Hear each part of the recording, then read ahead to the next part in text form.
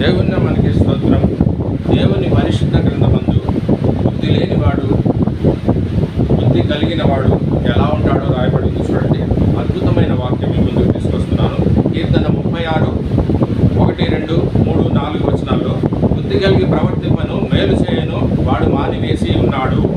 బుద్ధి లేనివాడు బుద్ధి కలిగి ప్రవర్తించడం, బుద్ధిగా బతకడం వాడు మానివేసి ఉన్నాడని ఆ 4 వచనాలు చదివితే మీకు అర్థమవుతుందని తెలియజేస్తున్నాను. లూకాసు వార్త 15:11 వచనంలో ఆయన చెప్తున్నాడు. చూడండి, ఒక మనుషునికి 2 కుమారులుండి, వారిలో చిన్నవాడు తండ్రి ఆస్తిలో భాగం ఇమ్మని తన తండ్రిని అడుగగా అతడు వానికి ఆస్తి, ఆ తండ్రి ఆ చిన్న కుమారుడికి ఆస్తిని పంచిపెట్టి ఇచ్చను. 14వ వచనంలో దుర్వ్యాపారం వలన వాడు అలవాట్ల వలన ఆలోచన వలన పంచిపెట్టిన సమస్త ఆస్తిని పాడు చేసెను. 17వ వచనంలో అయితే బుద్ధి వచ్చినప్పుడు వాడు నా తండ్రి వద్ద ఎంతో మంది కూలివాడున్నాడు, అన్నం సమృద్ధిగా ఉంది, నేనైతే ఇక్కడ ఆకలితో చచ్చిపోతున్నాను అని తన తండ్రి వద్దకు వెళ్ళి నీ కూలివాళ్ళలో ఒకటిగా నన్ను పెట్టుకోమని పోతాను అని అనుకున్నాడంట. అనుకొని వచ్చాడంట. అనలే, చెప్పలే, నేను చెప్పుదును అనుకున్నాడు. రాగానే తండ్రి పరిగెత్తుకుంటూ వెళ్ళి కుమారుడిని ముద్దు పెట్టుకొని కుమారుడిని చేర్చుకొని ఈరోజు మనం ఇంట్లో పండగ చేసుకోండి అన్నాడు. ఆ 15వ అధ్యాయం 24వ వచనంలో లూకాసు వార్త 15:24లో ఆయన అంటాడు, నా కుమారుడు చనిపోయి మరలా బ్రతికెను, చచ్చిపోయి బతికెను, తప్పిపోయి దొరికెను అని రాయబడి ఉంది. అంటే అంతగా తండ్రి అతన్ని ప్రేమించాడు. తండ్రికి సాదృశ్యంగా క్రీస్తు ప్రభువు ఉన్నాడు. ఆ కుమారుడికి సాదృశ్యంగా ఈ లోకంలో ఉన్న సమస్త బుద్ధిహీనులు ఉన్నారు. ఈ లోకంలో అనేక మందికి కొంచెం ఆస్తి ఉంటే గర్విష్ఠులు ఎగిరెగిరి పడుతూ ఉంటారు.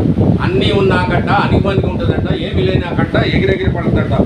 2వ దినవృత్తాంతాలు 7వ అధ్యాయం 14వ వచనంలో బుద్ధి తెచ్చుకొని ఈ జనులు దేవుణ్ణి వెదకి తమను తాము తగ్గించుకొని ప్రార్థన చేసి చెడు మార్గాలన్నీ విడిచిపెడితే వారి దేశమును వారి కుటుంబమును స్వస్థపరిచి వారిని దీర్ఘాయుష్మంతులుగా చేస్తాను అని లేఖనం స్పష్టంగా మాట్లాడుతుంది. అలాంటి బుద్ధి కలిగిన దేవుని ఆత్మ మనకుండాలి. యెషయా గ్రంథం 11:2-3లో జ్ఞాన వివేకములకు బుద్ధి వివేకములకు ఆధారమగు ఆత్మను అతని మీద నిలుచును అని అక్కడ స్పష్టంగా రాయబడింది. అంటే ఈ బుద్ధి లేనిటువంటి కుమారుడు తండ్రి ఇచ్చే ఆస్తి కావాలి, తండ్రి ఇచ్చే డబ్బులు కావాలి, అనేక మంది కూతుళ్ళు తల్లిచ్చే నగలు కావాలి, తల్లిచ్చే డబ్బులు కావాలి, తల్లిచ్చే లక్షలు కావాలి. కానీ తల్లి వద్దు, తల్లిని రోడ్డు మీద పడేస్తారు, తండ్రిని రోడ్డు మీద పడేస్తారు. ఈ మధ్యనే రీసెంట్గా జరిగినటువంటి మహారాష్ట్ర ప్రాంతాల్లో జరిగినటువంటి 106 కోట్లు ఉన్న తండ్రి 100 కోట్లు కుమారుడికి ఇచ్చేశాడు.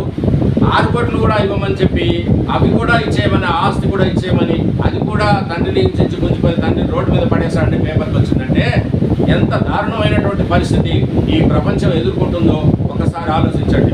బుద్ధి లేని వాళ్ళు ఇలాగే చేస్తారు. దీర్ఘాయుష్మంతులు కావాలంటే నీ తల్లిదండ్రుని సన్మానించుము.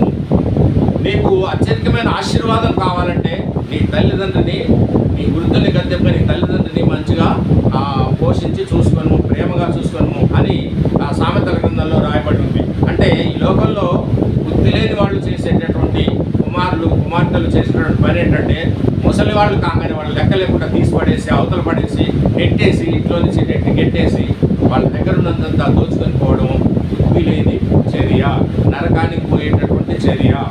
వారందరూ మార్చబడాలని ప్రతి ఒక్కళ్ళు మారి యేసుక్రీస్తు ప్రభు దగ్గరికి రావాలి.